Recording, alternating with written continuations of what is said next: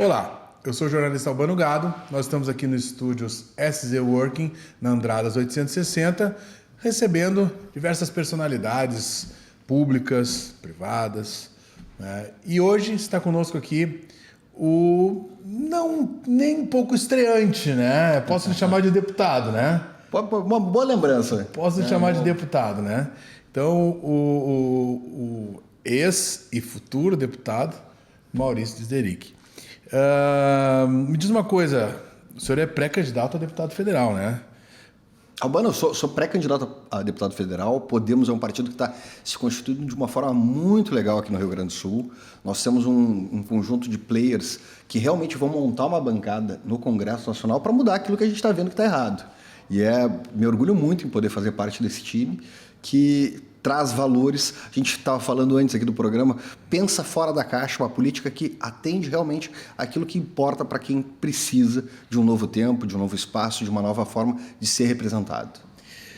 E, Maurício, durante os teus mandatos, tá? Quais foram os principais temas encaminhados por ti no Congresso? Albano, sabe que tem uma história que eu venho cumprindo desde o meu mandato de vereador aqui em Porto Alegre, que eu tive sempre uma atuação muito forte com infância e adolescência, com criança.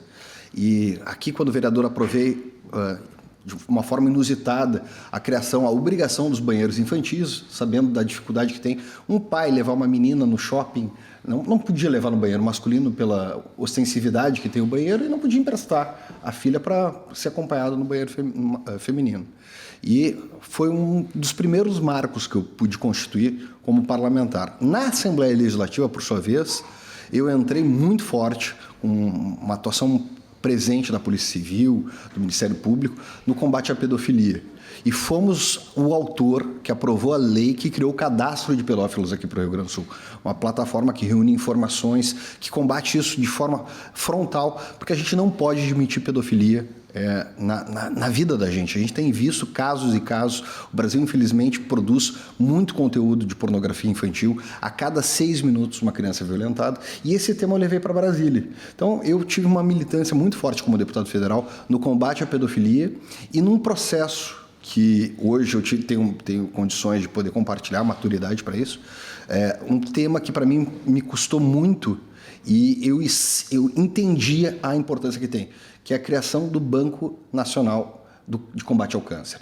Um banco que reúne estudos experimentais para que a gente possa levar mais qualidade de vida, possibilidade de cura, melhor tratamento, mais efetividade no combate a essa doença que assola. E eu te conto isso, compartilho com todos aqui, porque em agosto passado, meu irmão foi diagnosticado com câncer de tireoide. E eu vi o quanto isso desestrutura uma família. Graças a Deus ele optou pela remoção da tireoide, está no acompanhamento, está bem. Mas quantas são as pessoas que hoje passam por essa dificuldade e não conseguem encontrar uma saída, um caminho, uma oportunidade? No mundo são 50 milhões de pessoas com tratamento de câncer. E é para isso que esse talvez seja o meu propósito pessoal, poder voltar a Brasília para fazer com que esse projeto de lei seja desengavetado do Senado Federal e a gente possa criar, de fato, o Banco de Combate ao Câncer. Maurício, esse projeto que tu mencionou agora há pouco, do cadastro de pedófilos, foi um projeto teu a nível estadual. E ele está sendo discutido a nível federal também, né? Como é que funciona exatamente esse cadastro? E o que muda com o cadastro nacional? Albano, o projeto já está aprovado. A senadora Margarete Guzzetti foi a autora. Nós contribuímos com as emendas que compuseram essa lei hoje. Foi sancionado pelo governo federal e, infelizmente, há mais de 9 meses ele está parado pela burocracia que tem o Conselho Nacional de Justiça com o governo, com o Poder Executivo, com o governo federal, para identificar aquilo que é o limite que a lei alcança de exposição. Porque, de fato, o que nós queríamos aqui no Brasil? Que nós tivéssemos um sistema muito parecido com os Estados Unidos, onde tu indica a tua rua e o sistema rastreia todos aqueles que tiveram algum tipo de condenação criminal relacionada a crimes de pedofilia ou de abuso sexual. E identifica o rosto da pessoa, onde mora, o carro que usa, o telefone que tem, os lugares que é vedado ela participar, como praças e zonas próximas de escola e creche. Esse era o sonho que nós tínhamos para o Brasil.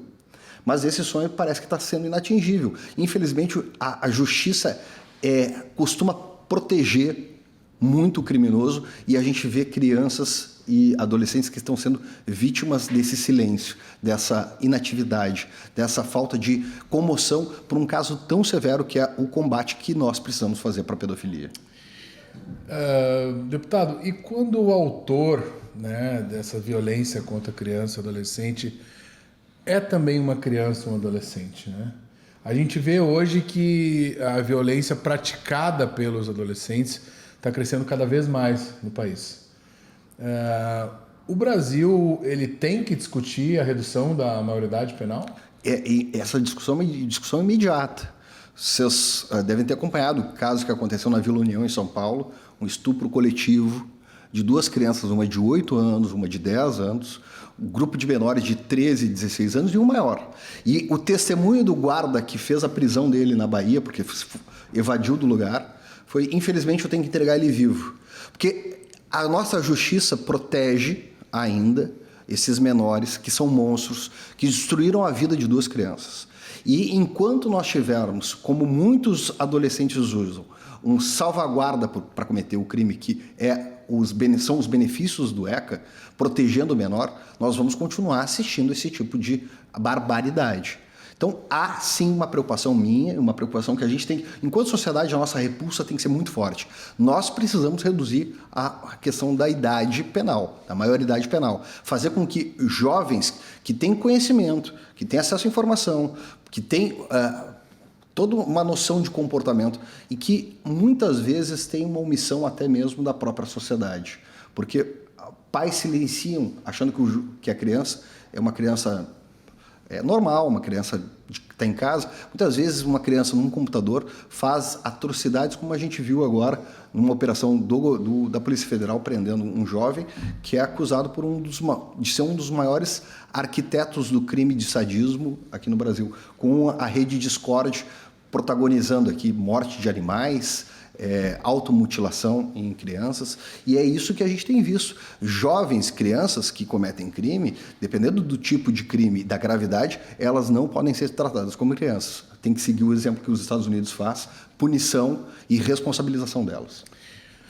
Deputado, agora mesmo o senhor falou sobre o Banco Nacional de Combate ao Câncer, né? Há pouco tempo repercutiu muito algumas descobertas científicas em prol da medicina, que é a substância que tem devolvido movimentos aos tetraplégicos. Esse projeto que tu tem aí do Banco Nacional de Câncer, ele é voltado à ampliação do acesso às terapias experimentais. Como é que funciona exatamente esse projeto do banco? Mano, está cheio de tratamento experimental no Brasil. Tem milhares de tratamentos que indicam posições, indicam métodos, indicam protocolos que podem atacar diretamente o tipo de doença que o paciente está tendo. O que acontece? Existe uma burocracia por trás. Para a gente poder... E esse caso da cientista brasileira que descobriu essa substância, capaz de fazer com que 6 pessoas que tinham paralisia pudessem retornar a ter mobilidade e motricidade. Esses processos levam muito tempo. E a gente questiona por que tem tanto interesse em retardar cura? Quem é que ganha com isso? Isso a gente precisa descobrir. Isso a gente precisa combater, porque tratamentos como esse podem trazer benefícios, podem trazer qualidade de vida, podem melhorar, fazer com que o paciente saia do hospital e possa ter o tratamento em casa. Esses protocolos eles estão em curso do Brasil, muitos deles requerem ainda grupos de estudo porque não são conhecidos, e o Banco Nacional de Combate ao Câncer é essa reunião, junta todos os protocolos que existem, que os médicos e os pacientes possam ter acesso. O que está rolando para que atenda a minha necessidade? E dependendo das minhas condições e do meu tipo de doença, eu posso ser elegível para aquele tipo de tratamento. Foi o caso que aconteceu recentemente com o pai de um amigo nosso, que tinha um câncer atrás da traqueia, e infelizmente o tratamento chegou tarde.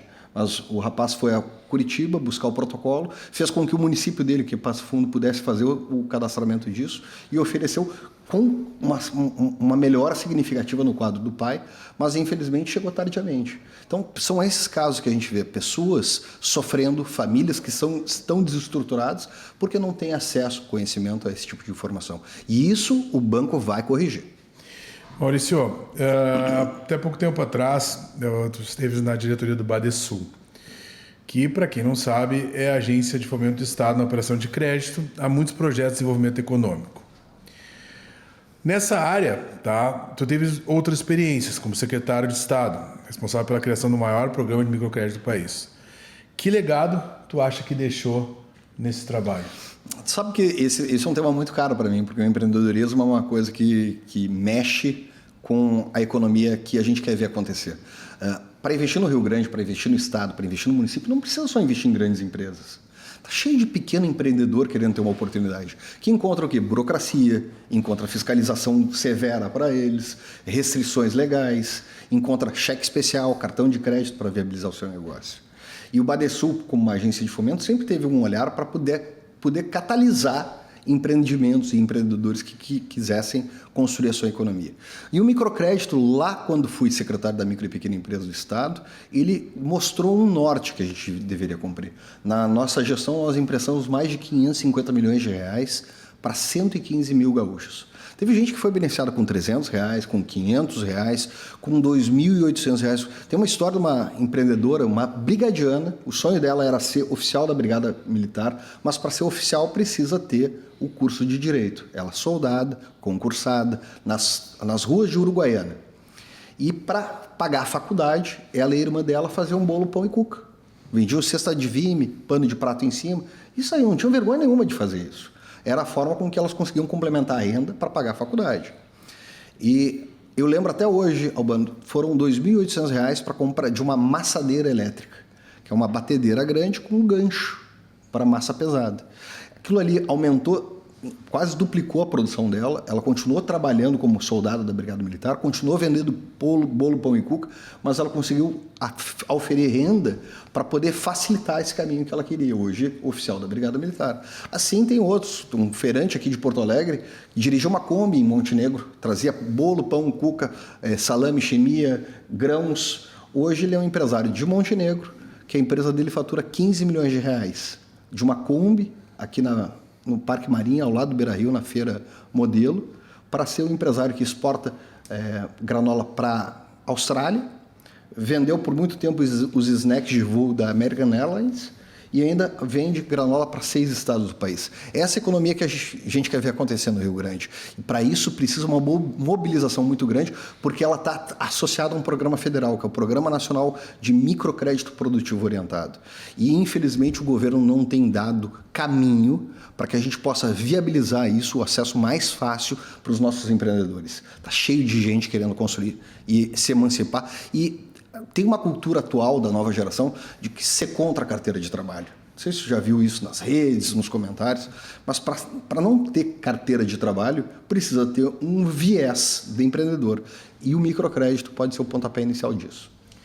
Maurício, a gente vê uma modificação muito grande hoje na política, muitos políticos sendo eleitos muito mais pelas redes sociais, que estão tomando conta do mundo, né?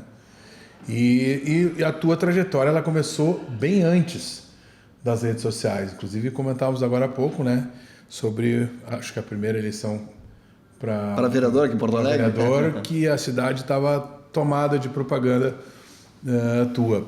Como é que tu vê essa modificação, essas restrições que as leis eleitorais estão colocando, né, para as publicidades externas? Como é que tu está vendo essa modificação? Eu não tenho problema, eu não brigo com rede social.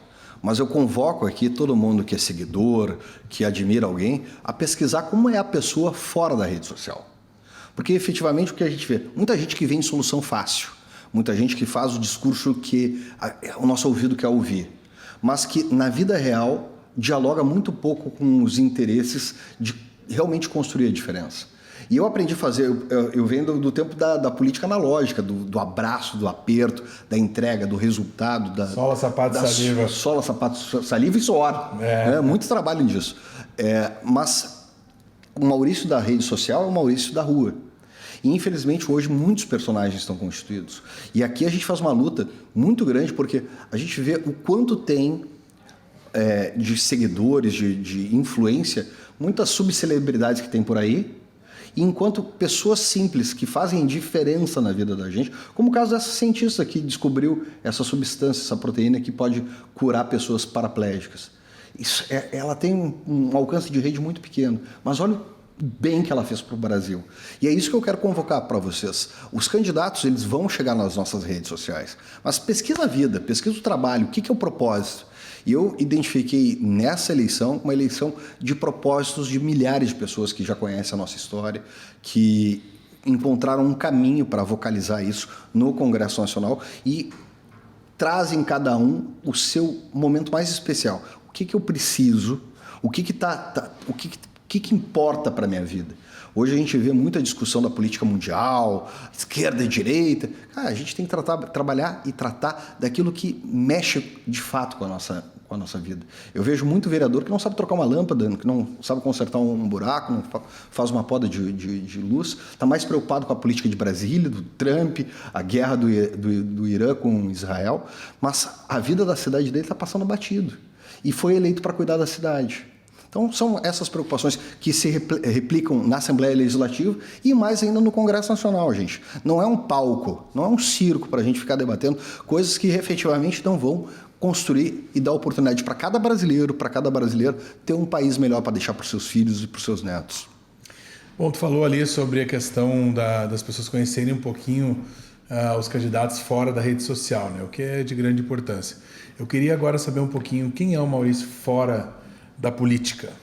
Maurício fora da política, eu aprendi muita coisa com a oportunidade de estar mais próximo do contato com a minha cidade, com a construção de um novo partido. Eu tive a oportunidade de casar, tive a oportunidade de adotar meus cachorros agora na última enchente. Eu tive a oportunidade de cuidar de um lado família que até então a política não estava sobrestando, estava impedindo. E a grande transformação que eu tive com isso foi poder trazer toda aquela qualidade daqueles que me acompanhavam ao longo de toda uma jornada de vereador, deputado estadual, deputado federal, secretário de Estado, secretário de município, o quanto isso é importante para a gente fazer política construindo laços. E esses laços foram que me moldaram hoje para ter coragem de construir um partido no Rio Grande do Sul. O Podemos é uma estrutura que é nova para o Rio Grande, são 4 anos, basicamente, sob o nosso cuidado. Saiu de 9 vereadores para quase 90 agora na última eleição. Nós vamos duplicar isso na próxima e vamos construir uma grande nominata de deputados e deputadas com esse propósito. Nós somos um grupo onde a gente entende as nossas diferenças, mas quer ser protagonista da mudança. E talvez essa tenha sido a maior virtude que eu tenho aprendido ao longo desses últimos anos, de mostrar e dar valor para aquelas pessoas que realmente querem um futuro melhor para o Rio Grande, construir isso ao lado delas. Maurício, muito obrigado pela tua presença aqui no estúdio SZ Working, na Andradas 860. E por falar em SZ Working, tem um projeto de podcast, precisa fazer uma entrevista, gravar um vídeo. SZ Working aqui na Andradas 860, nas redes sociais. Tira do papel, vem se informar um pouquinho aqui nesse grande estúdio, ao qual Porto Alegre Oficial utiliza para entrevistar as personalidades políticas, do entretenimento e da cultura. Muito obrigado, Maurício, pela tua presença. O espaço está aberto sempre que tu precisar. Te agradeço, Albano. O cara se sente em casa aqui, então fica esse convite aqui, até para fazer uma visita, tem um café maravilhoso aqui na frente. Vocês vão ser muito bem atendidos aqui. Valeu, muito obrigado. Então, voltamos numa próxima entrevista.